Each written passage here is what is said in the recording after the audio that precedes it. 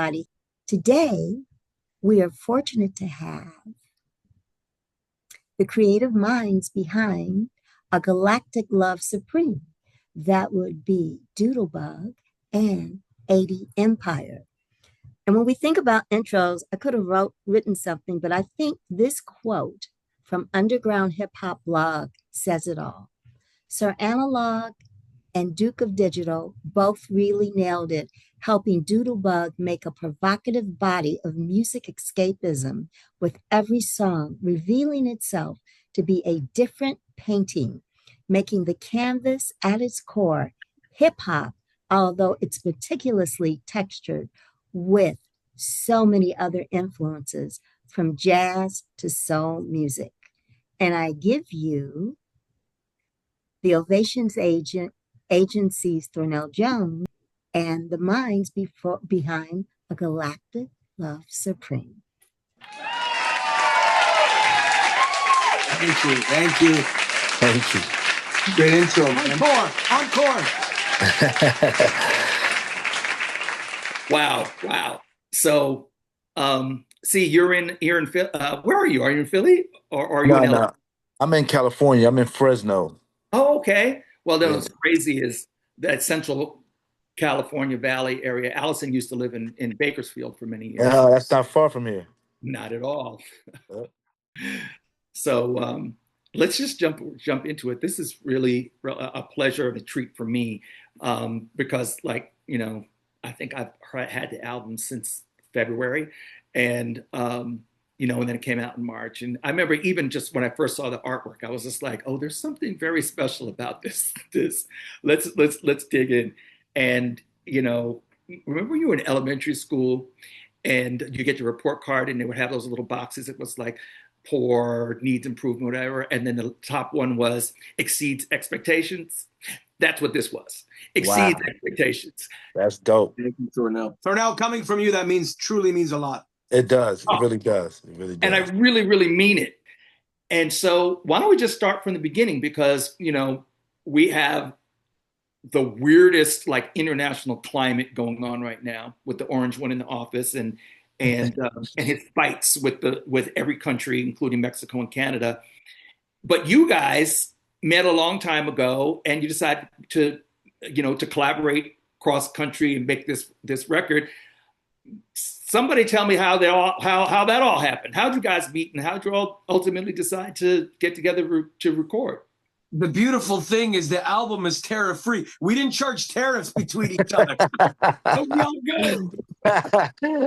He'll get you. He's going to get you for that. I'll cut that out of the interview. They don't need to know. Tariffs are pending. Tariffs are pending, man. Tariffs are pending. You never know. We probably go back, I dare to say 17 years now, probably. And C was in Toronto. Before executive order. So my last joke. C was in Toronto, I think, doing a concert. And we had connected on MySpace. So we going way back. Yes. And we had a song that we kind of started to work on. And we met in person in Little Italy, College Street in Toronto. Little did he know, little Italy. Right. And we were sipping espresso. And we just connected. Now the song never came out because it was meant to be, and that's another part of the story. And I think during the beginning of COVID, when the world kind of went down, because we always stayed in contact through social media, we were always, commenting on each other's posts and saying what up and just kind of talking here and there. We always stayed in contact. But then I think the three of us kind of went, like, why don't we just start? Yeah, like whatever. I think you said whatever happened to that record way back. Yeah. Because I came across it going through some files on my computer, and I was like, oh snap, this joint, I forgot about this joint. And I played it, and it still sounded good. Like it sounded timeless, even though we had done it like about a decade prior. You know what I'm saying? And somehow we got back in touch, through the social media situation. And like he said, I was like, what's up with that song? He told me he still had it. He sent me the files for it. And then he was like, yo, why don't we do some more joints? And I was definitely with it. They started sending me some music. and I loved every bit of it. And I love Lucas's musicianship. I love Adrian Reza's musicality, and their combined chemistry makes for incredible compositions. You know what I'm saying? And Yes. it was easy to write to. It was very easy to write to. And likewise, see with what you send us, and it all happened deliberately. Now we pay for our Now we getting delivery. paid for our delivery. Delivery. Yeah. Okay. I got a chance to even see that video earlier today. That was cool. Yeah, we're about to drop a remix we have with Swifty McVeigh from D12. It's real Who's dope. that? Okay, okay. You Yeah. know, it's I mean, it's all artist relationships, but the interesting thing that you said that kind of stuck out for me, you snuck it in there, was the idea that this record was 10 years old. And not this album, but that the record that kind of inspired all this was 10 years old already, but it was timeless music. And that's exactly what this is. Yeah. Thank you. And we were fans of C before even meeting him. I think like we've told C this before. We bought the CD, the Diggable Planet, the first album, and then the second album, and so for us it's been it's been an honor, man, and we don't use that word. A lot of people throw around words like it's like lettuce on a sandwich, but we really do mean it. It really was an honor, is an honor to be working with C, and for us this is like to have this album, this is always going to be something. This is part of us now. Yeah. This is tattooed in our heart, this project, and we're really honored to call C really like a brother. He's our third brother. So there's three brothers. So Hell yeah. C, you're an Uh, honorary I, Italian, man. the Italy's honors waiting for you, brother. the honors go are reciprocated, my peoples, you know what I'm saying? Because I've met a lot of producers, a lot of artists in my long career, and to be honest, you guys are some of the most genuine, cool cats I've ever met in music, and to match with it, the talent. You know what I'm saying? There's a lot of cool motherfuckers, but like everybody's not as talented, as equally as talented as they are nice and genuine. You know what I'm saying? And you guys, it goes all the way. You know what I'm saying? Your genuineness and your musicality is just off the charts, and I feel lucky to be able to work with you guys. You know what I'm saying? I'm hoping that we have continued success. Absolutely, it is. This Absolutely. is first of many, man. Yeah, I no got to doubt. tell you, I've been C's up here like in my head, taking the words out of my head. It's everything that he said about you guys is absolutely true. And I mean, I don't even remember what it was, what record it was, but it was a long time ago. And I just like from our very first conversation, it was this idea of these two Italian guys from Toronto that were just oozing with talent, Yep. just like brimming, just really, and just to like however many years ago, 10, 15 years, and to see you still doing it and doing it at such a high level and the quality, that to me is a big deal. Especially nowadays with the DSPs, and you have 125,000 records being uploaded to the DSPs on a daily basis. Yeah. What's the difference? What is the thing that helps you cut through the clutter? And it's got to be quality, and how you define that could be, a really great song, or it could be a really great production, or it could be a combination of the two. And I'm sure there's other nuances to that as well, but yeah, the quality is what stands out for me in all regards. So I'm just really glad that we have this opportunity to chop it up. So I this is very freeform, but like my introduction to the record to the album was Mother Earth is Dying, and for me, it struck a chord because I've always been somewhat of a environmentalist, and I remember in high school. So here I'm telling you about myself. The national speech and debate topic was on the environment. It was on the environment. And it was probably like 76, 77, something like that. And I was in high school. And so kids from all around the country were talking about the environment and the impact of, acid rain and how we could reduce our dependency on coal and fossil fuels in order to help the environment. So that's always been something that's been there since I was a kid. And then you have contemporary issues about obviously we have this broad thing called climate change, but then you have things like, I don't know if you've even heard this term, environmental racism, where you know what I'm talking about? Are you familiar with environmental racism? No, actually, no. Okay, so it's this idea, and it's been going on for generations, where companies will put their polluting plants in predominantly Black areas, A, because the land is cheaper, and B, because they're less concerned about those people. And then those people end up years later developing cancer and health issues, et cetera, et cetera, et cetera. And this is going on right now in Memphis, where Tesla has I want to say it's a plant of some kind there.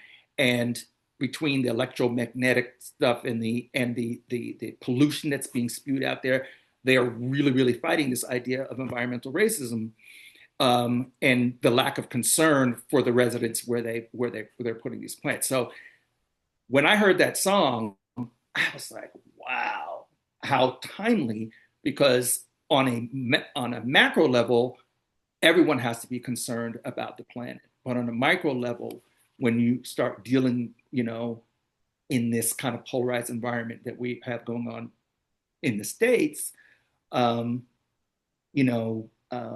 idea of being kind to the earth and really waking up about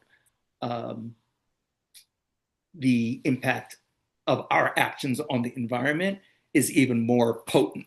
So it really kind of hit there for me. So it was like it's a through line from when I was a kid to right now. So I mean, if I had the big vinyl, I would be like reading the credits on it. Who wrote the song? So the three of us wrote the tune. Lou came up with the beat, and then I heard it. I started, Mother Earth is dying. C laced a verse.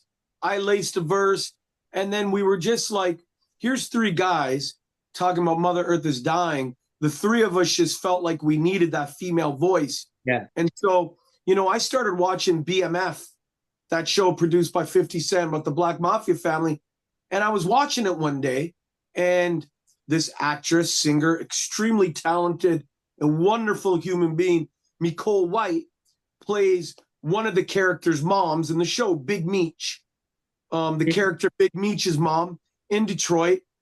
And she sang once, or I went and saw like she sang, and I did some research. I went down the rabbit hole, and I'm like, I don't know, man, her essence, her voice, I think she would be the perfect person. So I just reached out to her, kind of like a dart in the night, hoping the lands, thinking like she's going to think, who the hell are they? Listen, I think it's so hard to navigate in this world of social media. I think it's even more challenging and more difficult for a woman to navigate, because you never know what the intentions are of the opposite sex, us, the males, right? But with my brother and I and someone like C, we really are like, we're like, it's like what you said about report cards, like, getting, it exceeds expectation. Like I get excited to like when someone sends a file with songs. So there was just this excitement at the like prospect of getting her. And then she responded, and we talked on the phone, and we became friends. And then we went and recorded it in Los Angeles. We were in LA at another video shoot.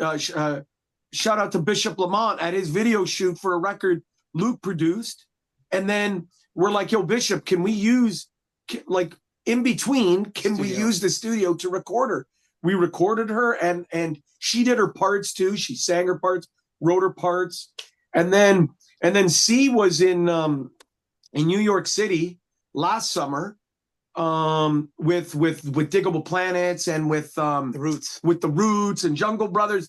And we're like, yo, C, man, we're only a drive away. Nicole came, and we shot the video, in New York City. Like, and yeah, so we were literally the day before, Adrian was talking.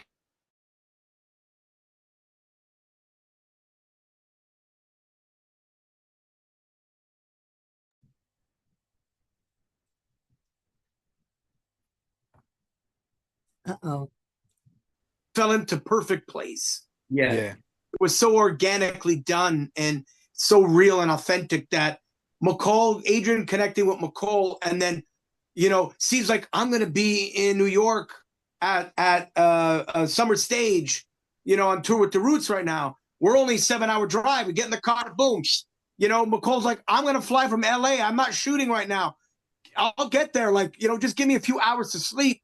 Boom, she came out. We did it, and it just became just all And shout out to Bobby Lewis on bass. He's probably one of the DJ Skillspins. on the piano. No doubt. Skillspins is just incredible. He's an incredible DJ, musician. He's such a huge contributor to the album. and integral element to this album. So him doing those cuts, it was just amazing. And it's almost like we had the Christmas tree, but like you need all of these. A Christmas tree can't shine just being a tree. Right. So you add all these elements. Me, Lucas, and me, Luke, and C, like the three of us saying, yo, why don't we call this person and that person? And you add all these elements, then we got this beautiful tree, which is Mother Earth. And then, underneath the bigger umbrella of A Galactic Love Supreme. Yeah. But shout out to Bill Spins. He did his thing on that. Nicole, her voice is just like butter. To me, there's nothing more intoxicating than a soulful voice. You know what I mean? And just her voice was just, the moment I heard, even her just sending us the rough demo, I'm like, oh shit, that's a rap, man. Yeah, exactly. I said the same thing. I was like, yeah, that's it right there. And also we can't forget about Fatty Soprano, who brought that music video to life. You know what I'm saying? Shout out to Fatty. Yes, he was the director of the video, and he did a great job on that video. Absolutely. Yeah. Shout out to Don Fatty. Don Fatty. So, like this album, I mean, certainly I was intrigued by the title of it. Did the title come first, or did it come after you had the body work? You sat back and listened and was like, oh, this. Yeah, that was one of the final things that we came up with, was the title. You know what I'm saying? But the title was one of the last things we came up with. We were just making music. You know what I'm saying? A title came after we finished, like almost for like 95% done. That's when we came up with the title of the album. But actually, see, I'm gonna give you props, man. You came up and you like, fellas, I think it should be called this. And my brother and I like, yo, we're sold on that. That's the thing, Thornell. Sometimes when you're in partnerships, like obviously my brother and I growing up with each other, we're like the hip hop Bert and Ernie. But sometimes collaborating, now be like, you're the one. Sometimes when it's a collaboration and see, like your whole career's been in a group with two, you're one third of the other 2/3, so sometimes you don't know how it's, like there's a little bit of give and take and a little bit of compromise, but I don't think none of us fought each other on anything. Like it just, we came together like the Transformers and all the guest MCs and musicians. Yeah, it's like the Rubik's Cube. We didn't have to too hard to like make all the colors be like, it all just gelled together so nicely, man, and effortlessly. It did. That was the beauty of it. That was definitely the beauty of it. I like when creative endeavors are effortless, because it means that you're each all really making an equal contribution, and you're not fighting the flow. So that's what's up. So I got to admit that I had my favorites from the very beginning, but going back, you're like, oh, I like this, and then reading the reviews and things of that nature and seeing the things that people were gravitating towards. But as I was like putting together marketing assets and stuff, I was just like, this Nothing Lasts Forever song is pretty amazing too. Give me a little bit of color on that. You know what? There was two songs that were the last two. I remember listening to everything and going, okay, we have nine songs. I'm like, I don't know. I feel like we need a few more. I don't know. It was just right. And then Adrian and I just started making these beats, and then we just sent it to Cee. He's like, okay, no, we gotta add these two now. And with Nothing Lasts Forever, shout out to we and Saladin Allah. Saladin Allah. And again, it was, we've known Bone probably around the same amount of years we've known C. Me and Crook connected just via text from a mutual artist. And then we've just been, so when we did our parts, I said, Crook, we'd love to have you on the album. He heard everybody's parts and he's like, yeah, I gotta jump on this one. So it really all came together. And then how you met Saladin was, again, like just. Yeah, like it's, first of all, that song to me is like the soulful cipher of the record, because obviously the chorus is very soulful with the singing and the harmonies and the falsettos, but then you've got everyone who's super lyrical. But really quickly, like we used to live in Toronto, now we live about an hour and change south. If I walk down the street from if we walk down the street from our homes 10 minutes, we can see Lake Ontario, the Niagara River, and we can see Youngstown, New York. So we're closer to go to downtown Buffalo than we are to go to Toronto from where we live right now. But in the town that we live in, it's called Niagara on the Lake. This was a real a place of a lot of Black history and African American history, and especially with like freedom seekers. Up the street from our house, 20 minutes up the street, Harriet Tubman went to the First Methodist Church. I call it the Harriet Tubman Church, but it is a First Methodist church. It's not a Baptist church. Many people are going to think it's Baptist, but it's not. She was a Methodist.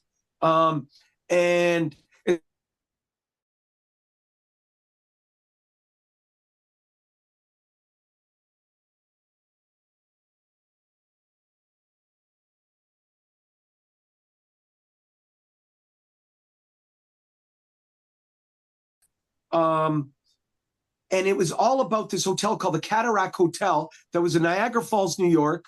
But there were so many freedom seekers who worked there. And then, correct me if I'm wrong, but in 1850 something, there was the Enslaved Act. So the American government was doing all of this stuff that people could go back to the North and the Northeast. And it is horrible, right? So, but this was a place, a safe haven, where freedom seekers were actually helping to free people who were coming with their slaves to the hotel.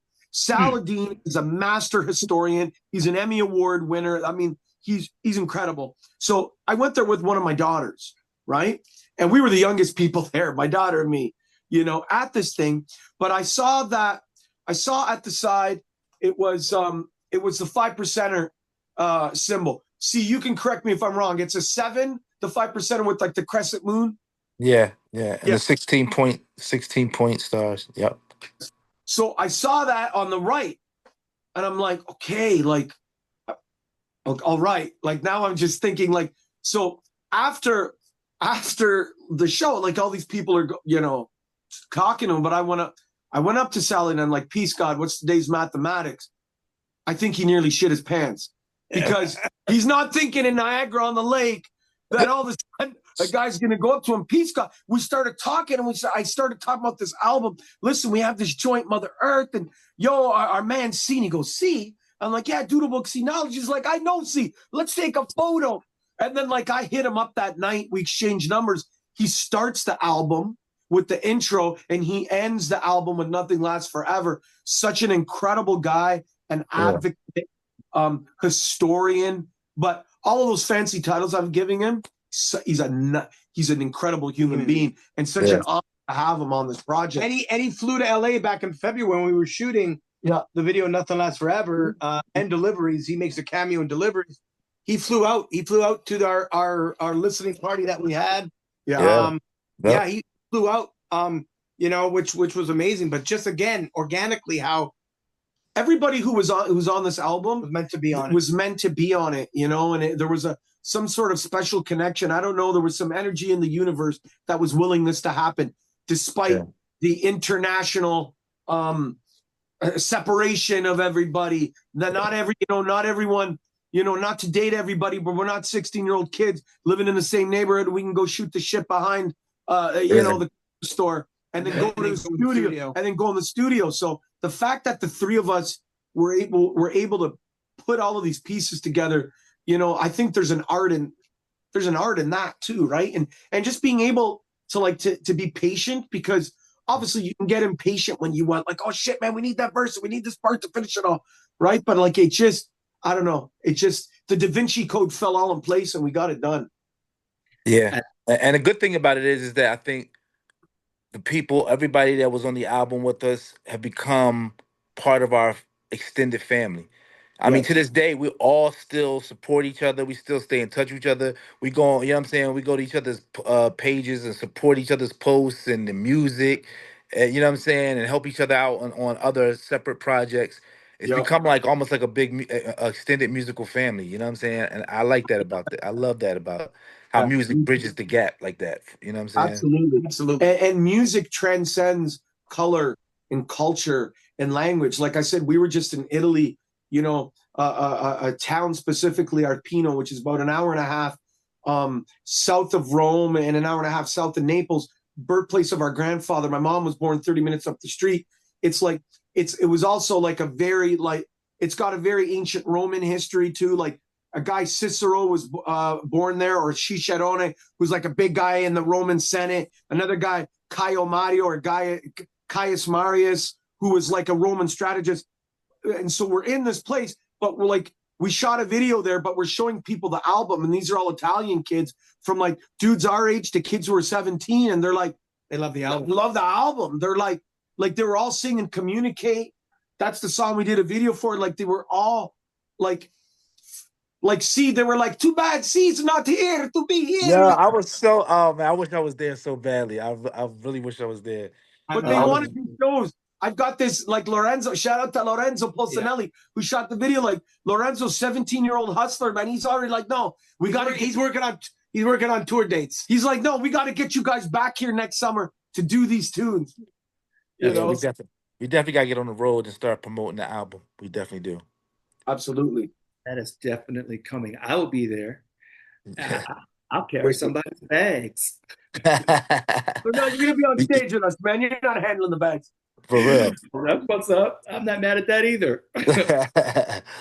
So now that the record is out, and now that it's been really well received, and I mean, obviously, you just kind of announced to the world that you want to get out there and tour the record. So that's amazing in and of itself. Thank you for giving me that scoop, if you would. But have you thought about, you know, beyond the tactics and the nuts and bolts of, you know, putting the music together, getting it out, what you really want to achieve with it? You know, at the end, you know, what do you want people to look back and say about this particular project, or, you know, this music in this point in time? I think for me, it's just, you know, we live in a world of fast food music. Yeah. Everything is fast food, music, social media.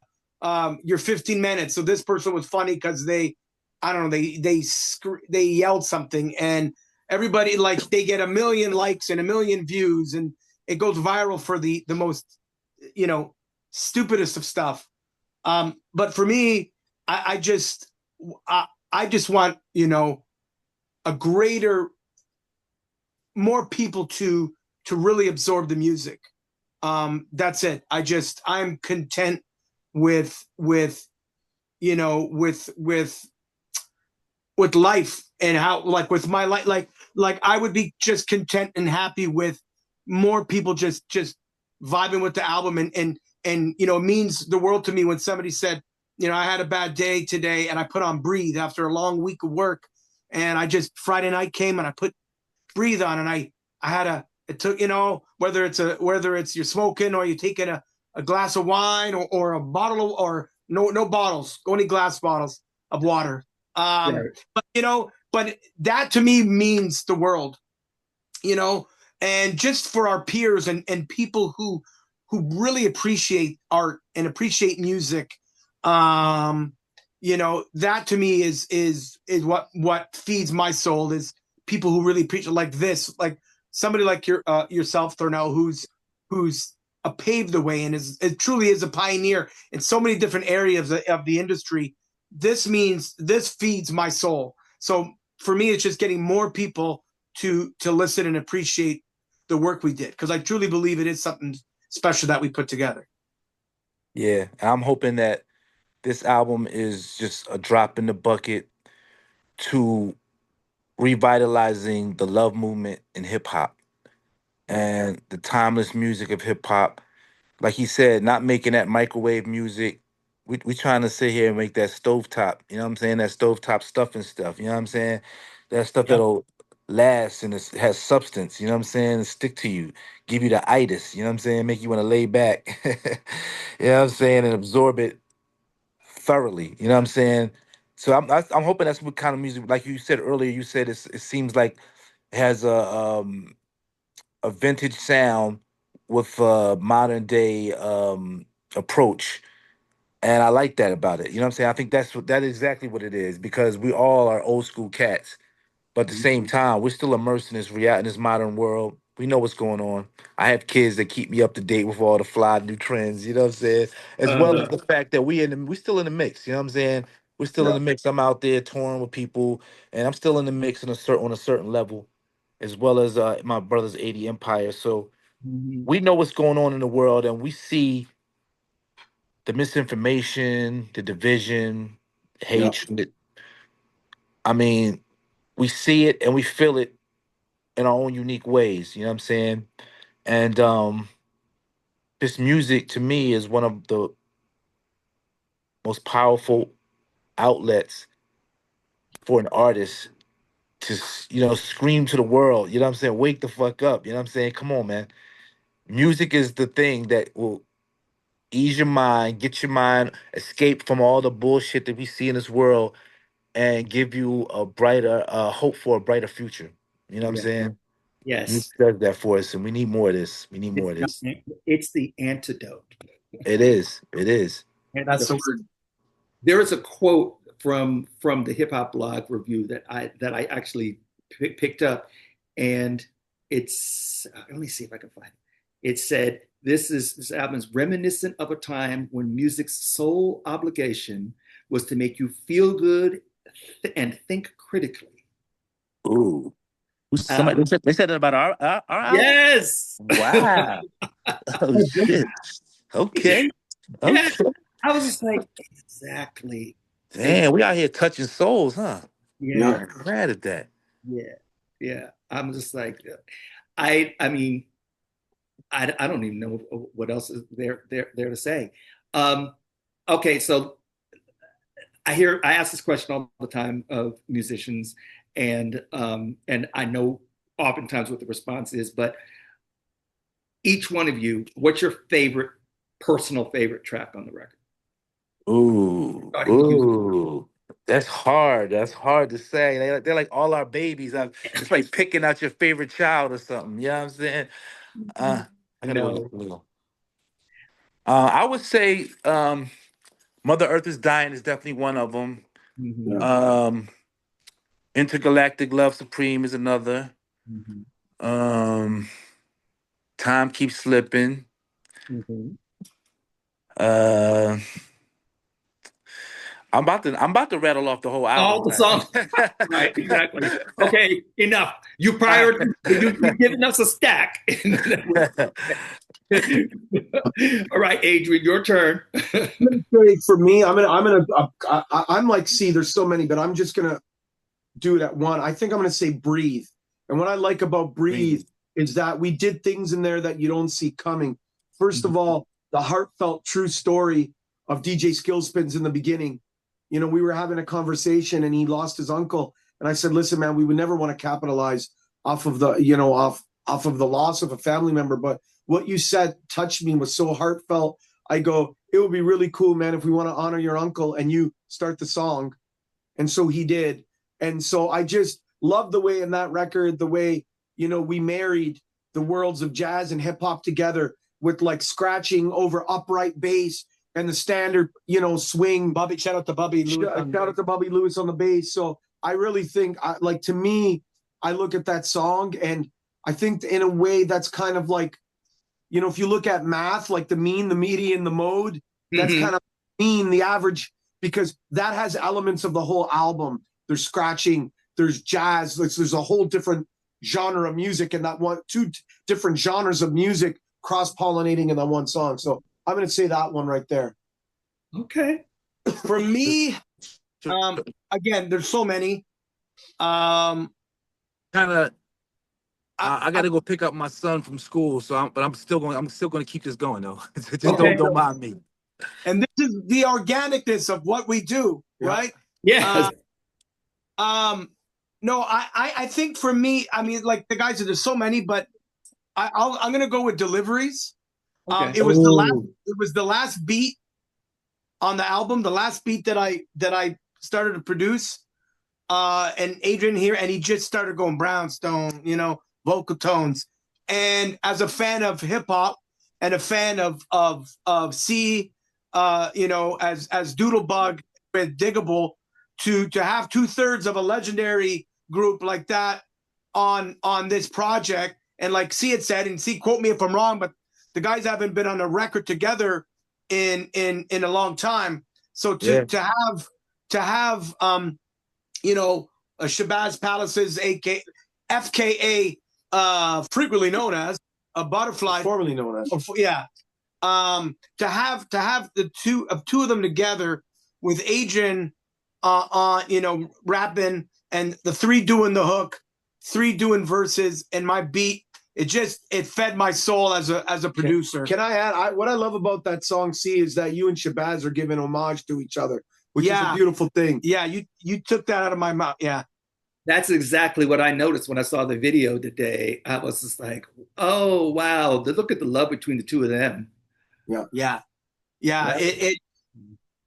It was cool to hear it in the verse, and then in the video. Yeah. To have a visual. Yeah. Have the visual. So.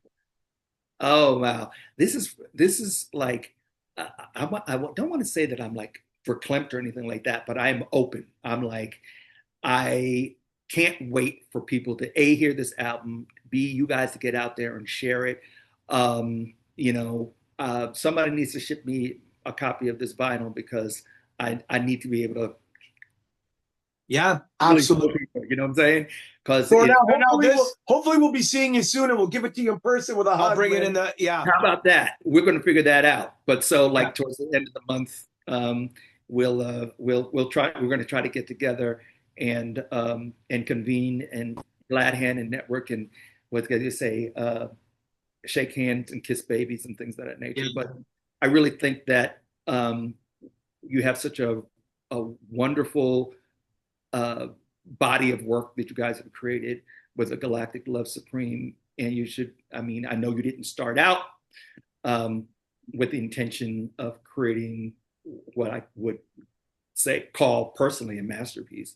But in the end, I think it is how you guys approached it, just by being organic and giving each other the freedom to contribute, that it comes out as an elevated work, and not, you know, some kind of work of a Svengali who was trying to force square pegs in the round hole. Everything organically exists together in its diversity, and it's such Sankofa.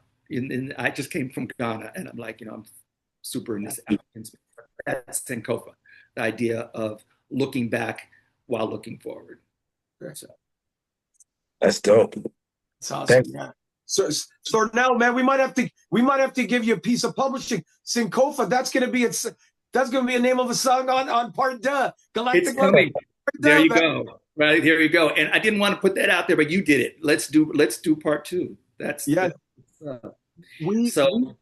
already have a couple of tunes, you know, in the can, almost, you're not completely finished, but you know, almost there, and a couple of beats. And yeah, Thornell, we'd love to have you in an interlude or something on the album. Hey, yeah, that'd be dope. That'd be dope. I'm moved by that, and even more for so many reasons, not the least of which is that most people don't know that I actually started my career like on the business side of music because I was a frustrated musician. I just wanted to learn about the business so I could use it for myself. Mm-hmm. Today they were like, you got to make a choice. You can't be a suit and an artist. You got to make a choice. I was like, Right. well, let me just support the artists, and that's what's giving me so much joy. And being Bringing here, you out of retirement, man. come on. That's what's up. Anyway, see, I know you're headed to pick up your son. That's beautiful. And these guys up there in Toronto, well, Niagara on the Lake. Niagara on the Lake, yeah. Niagara on the Lake. That story is so powerful. I want to come. Okay, so here's my last story. Yeah. When I was a preteen, my dad and his then wife would pack all of us kids. We were like this little interracial bi-faith Brady Bunch. And we would pack into the Volvo station wagon and go on road trips. Sometimes we went to Maine, New Hampshire, whatever. And one summer we went to Canada, and we went to Nova Scotia and Newfoundland. Okay. And that was like my first, you heard about the enslaved escaping and going to Canada, but it was my first time, clearly, going and seeing firsthand this mythical land that the enslaved escaped to. So to have you tell the story about the church where Harriet Tubman went, it's very powerful, but it also speaks about the history of that land. And the fact that you have such reverence for it is a really beautiful thing. It just speaks to your spirit as people. And I used to go to Toronto a couple times a year. I haven't been in many years now.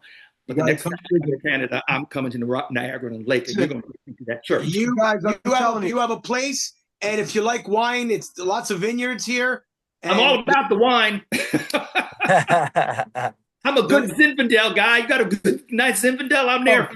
Done and done. No, but listen, walking into the First Methodist Church, Harriet Tubman Church, guys, I don't know. I've been in there 3 times, and it's an undescribable feeling.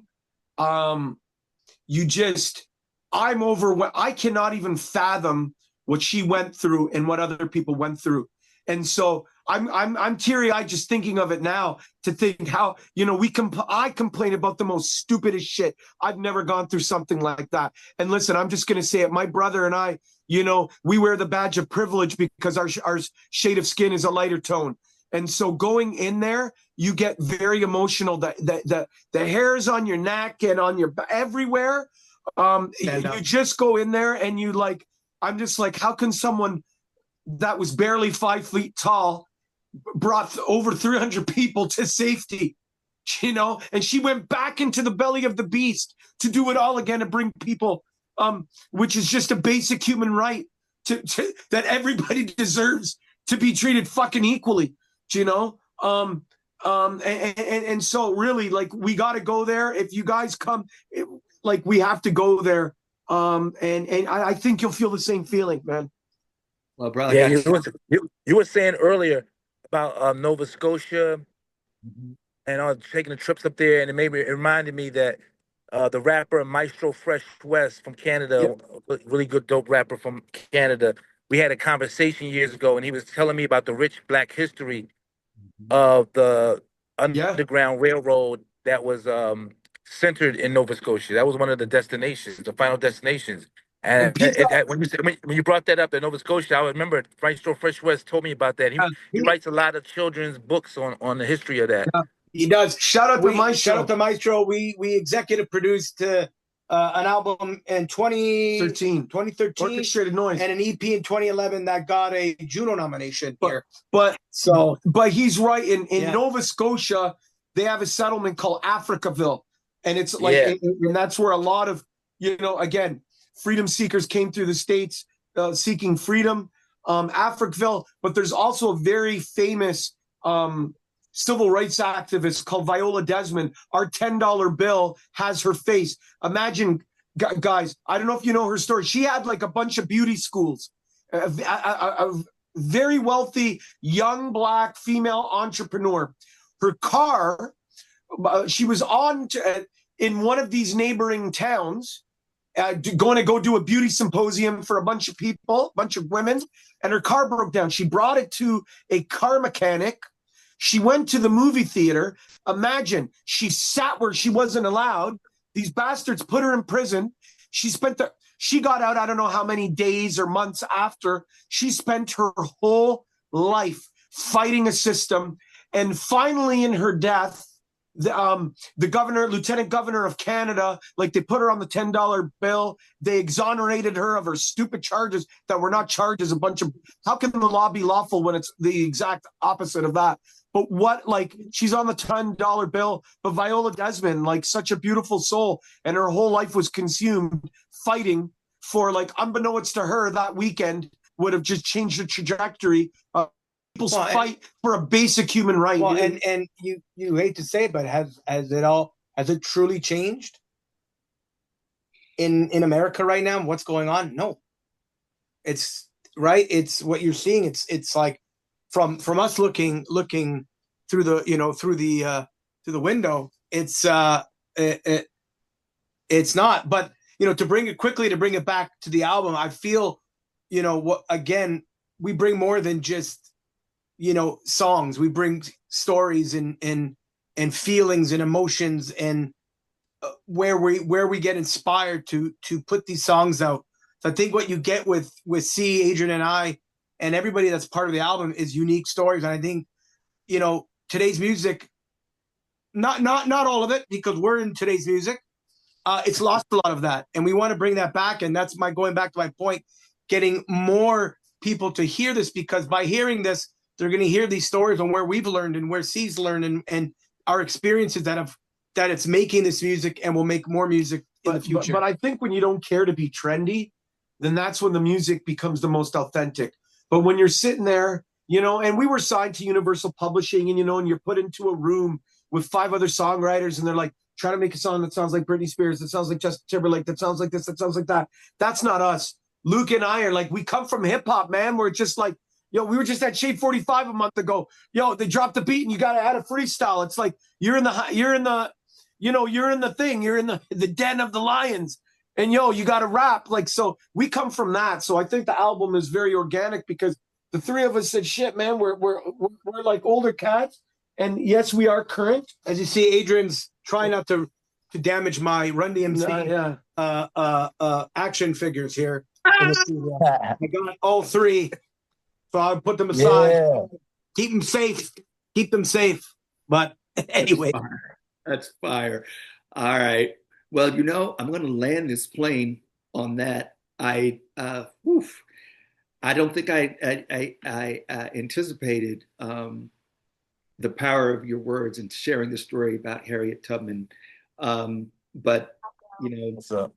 It is so beautiful to have you authentically share your reaction and your experience, and to invite me and anyone else to come up there and have that same experience. It's really important, and I know it's soul stirring and life-changing. So I'm really quickly, Saladin, I think he is cousins, because this area had the first black hockey team as well. And Saladin, when he came, one of the first black hockey teams in Canada, maybe the world. And so when Saladin was at that lecture, he talked about that and all of this stuff. So Rochelle, who runs the church, is his cousin. Imagine if we could do an unplugged version of the album at the Harriet Tubman Church, and somehow proceeds went to help fix some of the church. That would be mind-blowing if we could do that, man. And Saladin's cousin runs the church. He lives 30 minutes away on the other side of the border. His cousin's on our side of the border. We live 20 minutes away. That would be a trip, man. Yeah, I'm down for that. That's amazing. Thank you for putting that into the universe. Something tells me that's going to be something that comes to pass. I want to be part of that. Absolutely. Absolutely. And you know what? I do have like 1 minute or so. So I did want to say, because we talked about you guys connected via social media, MySpace back in the day, and you built your relationship through social media, you ultimately got together and really, connected and made some really wonderful, heart-stirring mind challenging music. And, you know, I'm fortunate to be able to, you know, teach people how to use social media, whatever. But in the end, for me, I think that what we are talking about is using our gifts for good. And that's one of the things that really resonates with me just through this conversation is each of you all are vibrating at a higher vibration and you're using your gifts for good. And let's all keep on doing that. Exactly. All right. The plane has landed. The flight attendant will be opening up the door in a minute. Allison, you want to take us home? We didn't get our snacks. Yeah. No. It was a short flight. It was almost an international flight. Oh no! So international flights treat you lovely. They feed you. Yes, they chilling. do. Yes, they do. Domestic flights do you dirty, boy. They be like, Well, they throw you some peanuts and say, "Shut up." okay, no peanuts this flight, but great conversation. And you guys truly spoke from your heart, which was wonderful. Thank you, Thank you. everyone, for Thanks for having us. participating. Thank you for being here. We truly appreciate it. And I know that the viewers are going to love you. Yeah. Have a good evening.